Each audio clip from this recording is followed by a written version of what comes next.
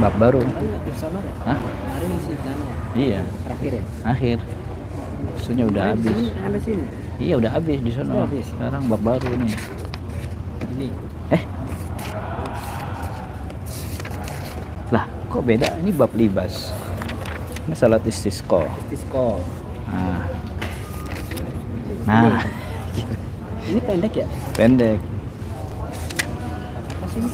Bab pakaian. Oke. Dah. Awal ya? Iya, baru pertama ya. Ini.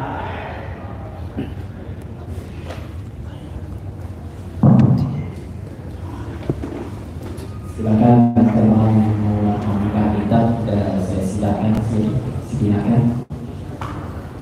masuk bab yang baru, bab tentang pakaian. Masuk hadis 545 halaman 238 halaman 238.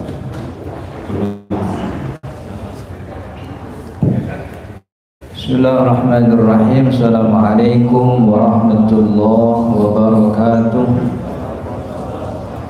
Alhamdulillahi rabbil alamin. Nahmaduhu wa nasta'inuhu wa nastaghfiruh.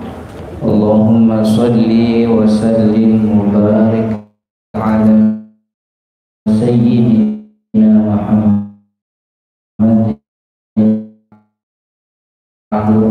Hadirin jamaah, alhamdulillah, bersyukur kita berkumpul bisa bersilaturahmi sekaligus juga bisa menunaikan salah satu kewajiban kita, yaitu sholat zuhur berjamaah. Dan kita berharap kepada Allah apa yang kita pelajari jadi ilmu yang tambahan amal ibadah kita di akhirat. Amin ya rabbal alamin. Hadirin jamaah, kita mulai bab baru namanya babul libas, bab pakaian. Jadi di dalam syariat Islam ada adab dalam berpakaian, ada pakaian yang walaupun berpakaian ini tidak panjang. Kalau di sini ada berapa? 1, 2, 3, 4, 5. Ada 10 ya, 10 hadis doang tuh. 10 atau 11. Terus nanti langsung masuk bab jenazah. Jadi pakaian dalam syariat Islam ada adabnya gitu. Tapi tidak ada kemudian apa namanya tuh apa sih istilahnya tuh, pakaian Islami dalam arti merek tertentu begitu ya. Karena pakaian dalam Islam itu intinya 2. Pertama, dia menutup aurat. Yang kedua, dia itu pantas gitu ya, nutup aurat dan pantas. Jadi 5 kalau sama perempuan. Kalau sama perempuan pun 3. La yasif, la yashif, la yankashif, itu 3. Perempuan yang penting 3. La yasif, la yashif itu tidak transparan. Yang pertama shin, la yashif, tidak transparan. Yang kedua shod, la yasif, tidak memberikan lekukan, maksudnya tidak ketat. Yang ketiga wala yankashif, yang ketiga tidak terbuka auratnya. Begitu aja gitu. Pokoknya kalau 3 ini kagak ketemu, pakaiannya tuh pakaian Islam. Biar mereknya rada-rada bule begitu ya, mereknya misalnya Wall Street begitu. Ada apa enggak tuh baju Wall Street ya? Tapi 3 ini nggak dapat, nggak memberikan lekukan, tidak transparan, dan tidak terbuka auratnya. Islam ini begitu. Kalau laki-laki 2, yang penting nutup aurat dan pantas. Nutup aurat. Sebab dari banyaknya kaidah Islam selain dia mewajibkan dan maksudnya dari banyak syariat, hadis Nabi dan juga ayat Al-Quran, itu ngumpulnya di dua itu, nggak boleh terbuka gitu kan ya. Makanya kalau ada orang muslim laki-laki kondangan pakai baju futsal tuh haram tuh hukumnya tuh, sebab tuh kagak pantas gitu.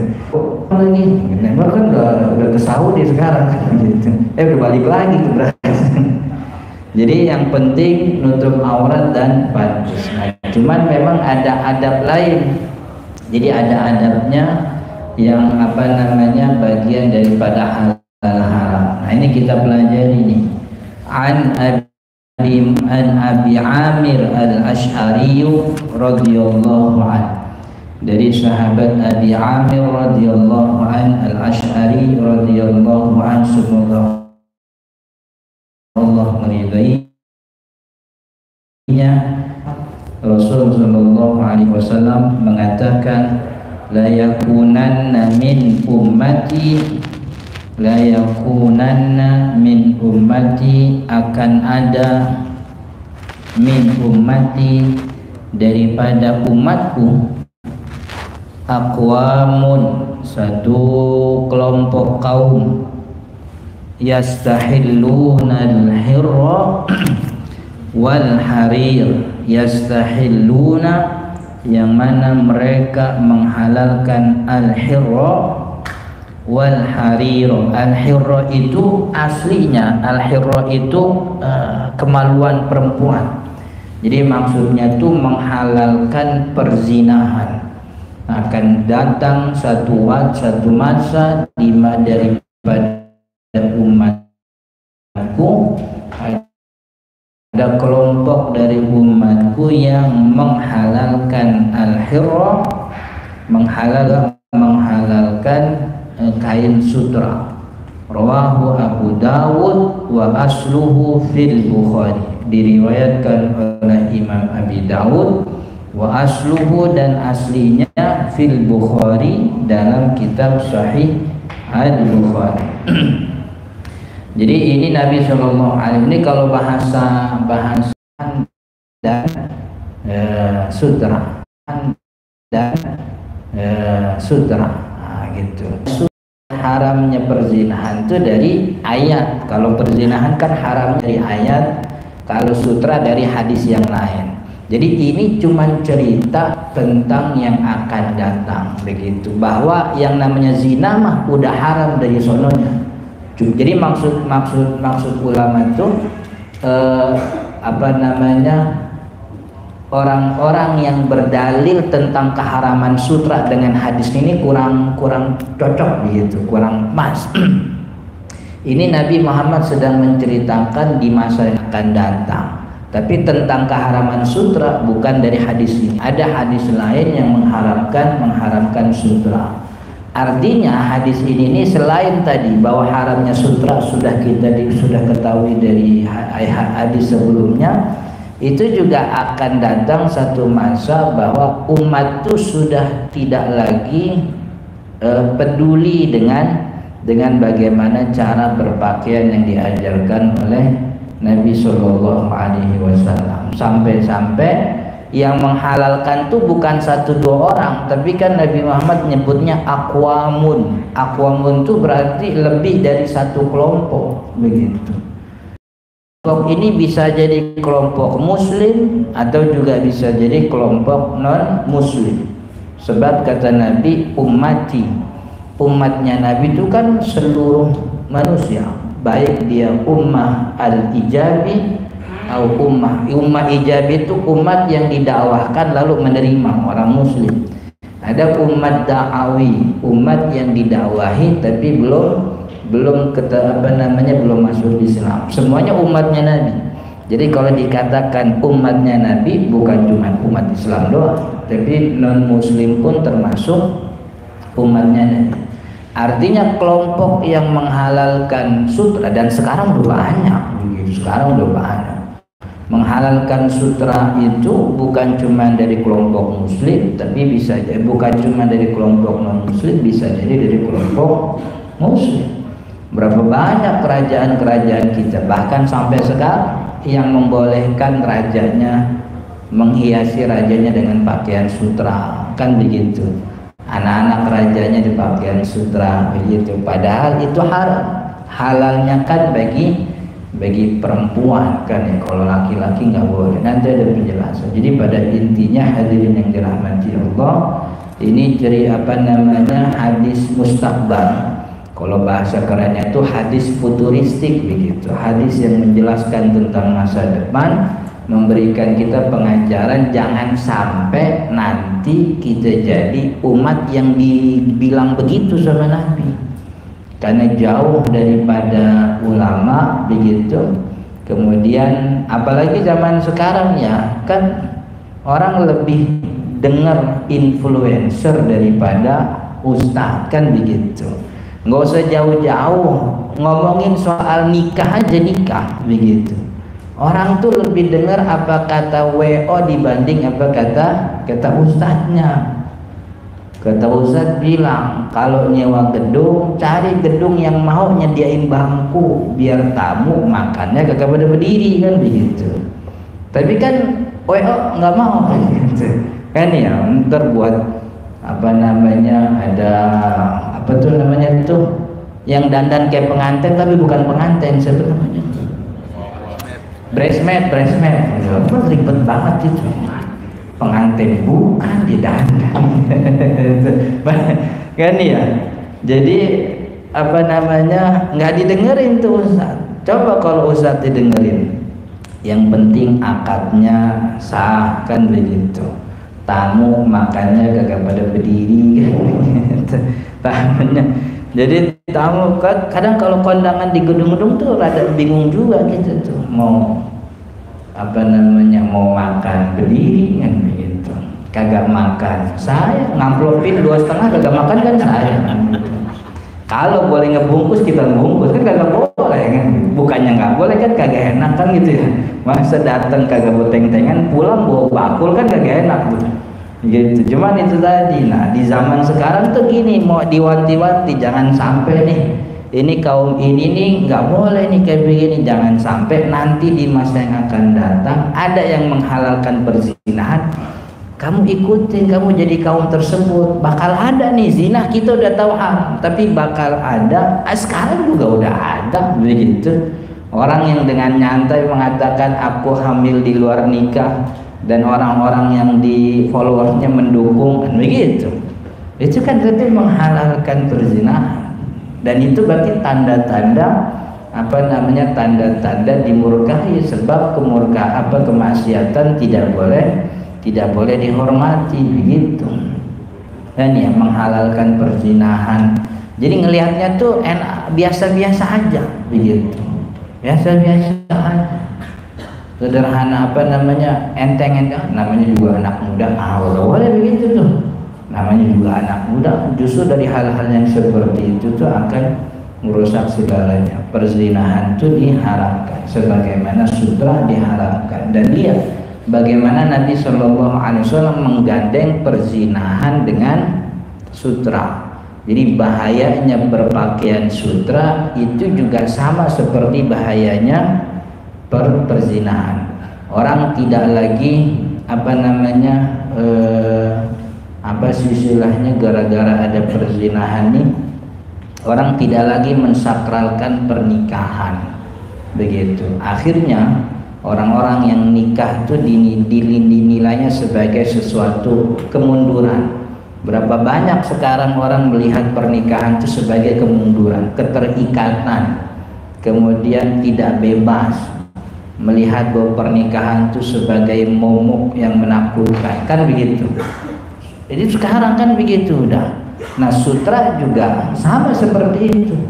Akhirnya orang gara-gara menghalalkan sutra dan dinilai bahwa sutra itu kemegahan, orang akhirnya berlomba-lomba untuk berpakaian yang mewah, berpakaian yang megah.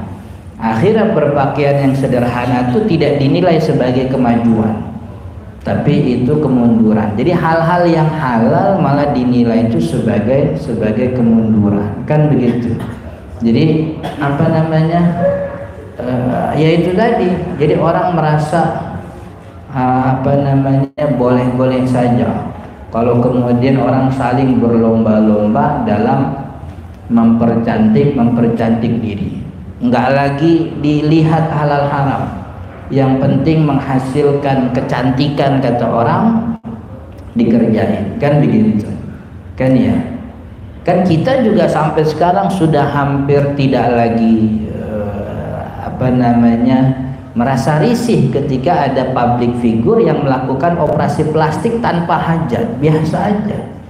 Padahal itu kan tidak boleh begitu. Operasi yang didasari estetik kan diharamkan. Tapi kalau operasinya karena medik gitu, urusan kesehatan boleh-boleh saja. Tapi kalau urusan estetik itu kan bagian dari sesuatu yang diharamkan, dan kita biasa-biasa aja begitu. Lalu kita memuji orang-orang tersebut tuh dengan cantik ya, bagus ya, ganteng ya. Anak kita dengar, ternyata orang tuanya suka dengan yang begitu. Wajar kalau kemudian beberapa anak-anak menginginkan tampilan seperti artis, begitu. Tampilan seperti artis yang udah nggak dilihat lagi aurat ketutup apa enggak. Sebagaimana banyak di antara kita yang kalau melihat orang joget di media sosial enak-enak aja, di-like aja, ketawa ke TV. Akhirnya anaknya merasa tidak risih kalau kemudian ikut joget gitu. Kan ya? Padahal ini kan fitnah isinya, kan begitu. Isi fitnah. Begitu, joget-joget yang dulu kita bilang joget-joget di depan umum tuh orang kurang waras gitu. Sekarang kita malah dengan bangganya bahkan ada yang memproyeksikan anaknya untuk terus joget-joget seperti itu. Jadi ini warning dari Nabi Shallallahu Alaihi Wasallam, jangan sampai nanti satu masa ada yang begitu. Nah, kamu jangan ikut karena kamu tuh udah tahu nih zina haram. Maka semuanya nih di TV lagi ada tampilan orang laki ke perempuan-perempuanan, ganti salurannya. Apalagi kalau nonton sama anak, terus kita ketawa ke TV gitu, biasa aja. Nggak, hak kudunya kita ganti, kita bilangin tuh yang kayak gini tuh diharamin oleh Allah. Allah nggak suka orang laki ganjen begitu, kan begitu. Jadi harus dari kitanya itu jangan excuse, jangan memberikan excuse terhadap kemaksiatan begitu. Itu hadis yang pertama, bahwa kita dilarang untuk menghalalkan. Akan datang satu masa itu pakaian sutra dihalalkan sebagaimana perzinahan itu dihalalkan. Tapi Nabi SAW dalam Al-Quran itu kan tentang pakaian ada di surat Al-A'raf ya. Di surat Al-A'raf ayat 26. Ya bani Adam qad anzalna 'alaikum libasan yuwari sawatikum warisha. Wahai manusia, kami telah turunkan kepada kalian pakaian yuwari yang menutupi sawatikum, kemaluan kalian. Maksudnya aurat itu kan bagian badan yang malu kalau kelihatan. Warisha, dan sebagai perhiasan. Jadi pakaian difungsikan oleh Allah dalam Al-Quran, pertama menutup malu, menutup aurat, yang kedua sebagai perhiasan begitu. Tapi di ujung ayatnya sama-sama ayat 26, walibasut taqwa dzalika khair, dan pakaian ketakwaan itu lebih baik daripada sekedar pakaian yang zahir. Artinya Allah Subhanahu wa ta'ala bukan hanya mewajibkan kita berpakaian yang zahir, tapi juga berpakaian di dalam kepribadian kita dengan ketakwaan begitu. Malah ada syair, idzal mar'u lam yadnas minal lu'mi 'irduhu fa kullu rida'in yartadihi jamilu. Idzal mar'u lam yadnas minal lu'mi 'irduhu, kalau seseorang lam yadnas, tidak sekalipun kehormatannya, minalu bahasanya gimana kalau Indonesia, jika seseorang tidak menghinakan kehormatannya, gitu. Artinya dia menjaga kehormatannya itu. Dia tidak asal sembarangan bergaul. Dia jaga kehormatannya, omongannya rapi, sikapnya tidak melakukan sikap bodoh, tindak tanduknya difikirkan, semuanya ada perhitungannya, nggak asal ngomong, nggak asal berteman, nggak asal ini. Fakullu ridain yartadihi jamilu, maka semua pakaian yang dia pakai bakal cakep. Sebab cantik nggak cantik, cakep nggak cakep itu tergantung bagaimana dia menjaga kehormatan. Kalau seorang menjaga kehormatannya, kayak perempuan menjaga dirinya, laki-laki nggak asal bergaul, nggak asal nongkrong di mana, kan begitu. Kan kalau kan kita tuh kan orang lihat kita tuh bagaimana ngeliat teman kita gitu. Jadi kalau kita kelihatan ngumpul sama fulan, ya kita dinilainya bagian dari orang tersebut, kan begitu. Tapi dia jaga kehormatannya, maka pakaian apapun yang dia pakai dia terhormat, begitu. Tapi kalau orang nongkrongnya tempat-tempat yang nggak benar, biarpun pakaian jamnya jam tangan emas gitu, jamnya jam tangan emas, tapi kalau nongkrongnya di warteg ya sama aja, kan begitu. Orang tetap tidak melihat dia sebagai orang terhormat. Kalau orang terhormat tuh minimal makannya di mana, begitu. Wa qala li akhad, kemudian ada lagi, idzal mar'u lam yalbas libasan minat tuqa. Tapi kalau seseorang tidak berpakaian pakaian takwa, artinya asal aja halal haram tidak diperhatikan, tajarrada uryanan wa in kana labisan, sejatinya orang itu telanjang walaupun dia berpakaian. Jadi kalau orang tidak memperhatikan ketakwaannya, sejatinya dia itu telanjang walaupun dia berpakaian, begitu. Itu kata pepatah Arab. Jadi hadirin yang dirahmati Allah, ini jangan sampai kita masuk dalam kelompok orang-orang hadis selanjutnya. Tanggung satu lagi. Wa an Hudzaifah radhiyallahu anhu qala, dari sahabat Hudzaifah radhiyallahu anhu qala, naha Rasulullah sallallahu alaihi wasallam, Nabi Muhammad sallallahu alaihi wasallam melarang an nashraba fi aniyati dhahabi wal fiddati wa an na'kula fiha. Nabi sallallahu alaihi wasallam melarang kita untuk minum dengan bejana emas dan perak, wa an na'kula fiha, dan juga makan di piring emas dan perak tersebut. Wa an lubsil hariri wad dibaji wa an najrisa alaihi, dan juga Nabi melarang kita untuk memakai pakaian sutra. Wad dibaj, dibaj itu pakaian yang apa namanya, yang mirip sutra. Kalau bahasa konveksinya tuh brokat, atau brokat tuh pernah dengar kayak istilah brokat. Jadi dibaj itu sejenis apa namanya, sejenis sutra juga, cuman kalau dibaj itu lebih kepada pakaian biasa, tapi hiasannya tuh bordiran sutra begitu. Jadi pakaiannya kain biasa, tapi dikasih bordiran renda-rendanya pakai sutra. Itu namanya ad-dibaj. Wa an najlisa fihi, dan kita juga dilarang untuk duduk di atas kain sutra. Jadi kain sutra itu dipakai baju gak boleh, dijadiin hiasan bordiran nggak boleh, atau dijadiin karpet buat duduk juga nggak boleh. Begitu. Ini Rawahul Bukhari, diriwayatkan oleh Imam Al-Bukhari. Ini hadis ini dilarang untuk kita minum dari bejana emas dan perak, begitu ya, bejana emas dan perak. Termasuk di dalam banyak pandangan ulama mazhab, berwudu pun tidak boleh dengan wudu yang airnya tuh ditampung dengan bejana emas dan perak, begitu.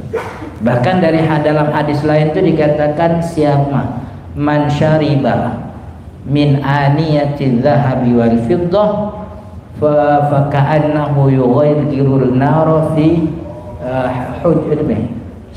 Orang yang minum air dari bejana emas dan perak itu seperti yugorgir. Yugorgir itu kayak nelan api neraka di tenggorokan, gitu. Jadi itu kita diancam oleh Nabi Sallallahu Alaihi Wasallam. untuk tidak makan minum dari bejana, karena itu bagian daripada sesuatu yang berlebihan. Nah, cuman memang masalahnya apakah larangan ini sifatnya ta'abudi? Ta'abudi itu tok karena ada wahyunya aja. Karena wahyunya emas dan perak, maka ya udah. Jadi kalau ada orang yang bikin piring dari berlian, begitu nggak ada masalah, karena berlian nggak ada larangannya. Apakah larangannya ta'abudi, dogma begitu, atau larangannya padahal berlebih-lebihan? Sebab untuk makan, untuk minum kan kagak kudu pakai emas perak, kan ya?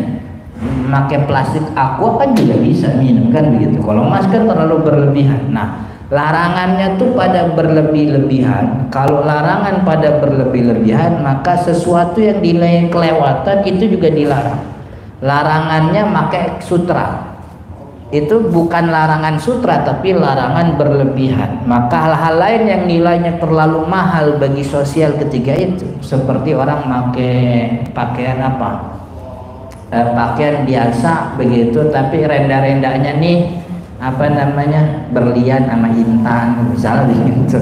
Nah, itu kan juga sama tuh. Nah, ulama ada dua kelompok itu. Ada ulama yang mengatakan larangannya cuma emas, perak, sutra.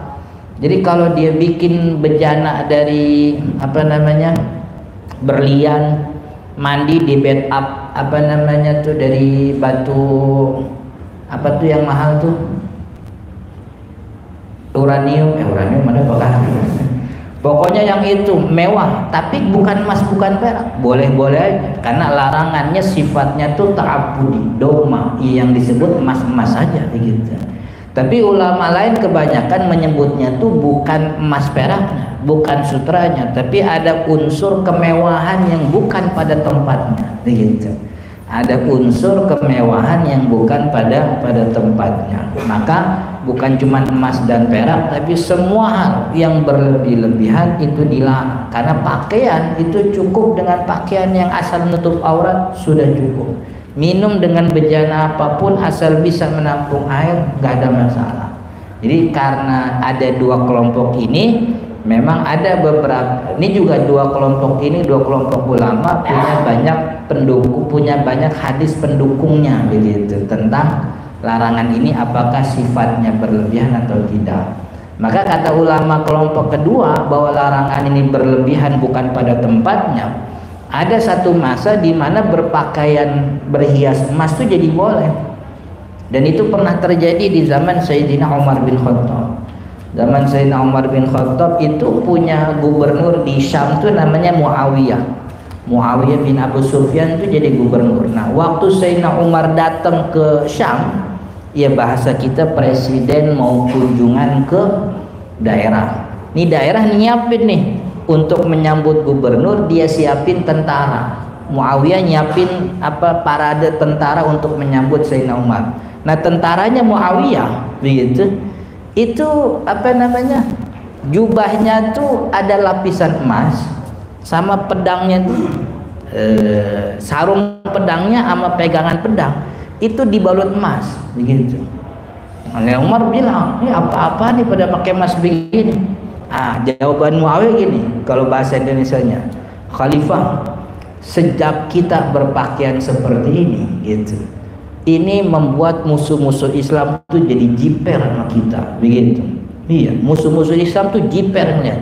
Coba tuh orang muslim, itu emas bukan cuma jadi simpenan, tuh lihat jadi pegangan pedang tuh lagi, saking kayanya tuh gitu. Jangan-jangan di belakang dia punya bom yang kita gak punya. Akhirnya orang-orang non muslim kita gitu. Emang kan waktu zaman Sayyidina Umar kan itu masa-masa ekspansi Islam terbesar. Sayyidina Umar kan tuh polisinya dia masyhur kan begitu, punya program ekspansi Islam terpaling besar di antara 4 khalifah. Udahnya ekspansi, masa jabatannya kan hampir 11 tahun. Panjang dibanding Sayyidina Abu Bakar cuma 2 tahun. Jadi ini mendukung nih program ekspansi Islam. Dan memang ketika Sayyidina Umar menjabat, kan banyak tuh istilahnya orang muslim nih naik level. Dulu ada pembagian zakat buat mu'alaf. Salah satu mu'alaf kan orang non muslim. biar kita baikin sama zakat supaya dia bisa masuk Islam. Nanti orang-orang yang dukung dia ikut masuk Islam. Sama orang non muslim yang jahat, yang kalau kita kasih zakat dia nggak jahat lagi. Zaman Sayyidina Umar udah kagak dikasih. Mu'alaf cuma satu orang muslim aja yang baru masuk Islam, sedangkan dua enggak. Jadi banyak tuh program-program ekspansi. Maka ketika Muawiyah bikin begitu, akhirnya Sayyidina Umar nggak ngomen. Nah, maka kata sebagian ulama berarti larangan emas tuh bukan emasnya, tapi pada bermewah-mewahan yang bukan pada tempatnya. Dan ketika zaman Sayyidina Utsman bin Affan, itu kan Masjid Nabawi ditempelin emas hiasannya waktu itu. Di lampion-lampionnya. Bahkan lampion emas di Nabawi itu sudah ada ketika zaman Nabi SAW hidup. Ada sejarahnya.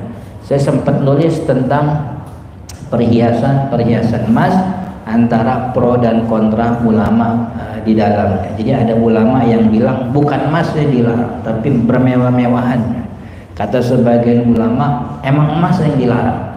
Jadi kalau berlian, intan, apalagi sekarang kalau ada orang pakai kalung-kalung Bitcoin juga gak haram gitu. Sebab yang dilarang emas, Bitcoin gak ada gitu.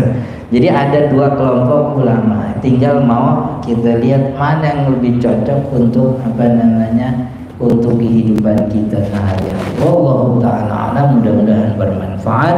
Insyaallah kita lanjut di pertemuan akan datang. Hadis masih berkaitan dengan adab-adab berpakaian. Ada pertanyaan? Nah, udah jam 1 masuk. Subhanakallahumma wa bihamdika asyhadu an la ilaha illa anta astaghfiruka wa atubu ilaik. Hadanallahu wa iyyakum ajma'in. Assalamualaikum warahmatullahi wabarakatuh.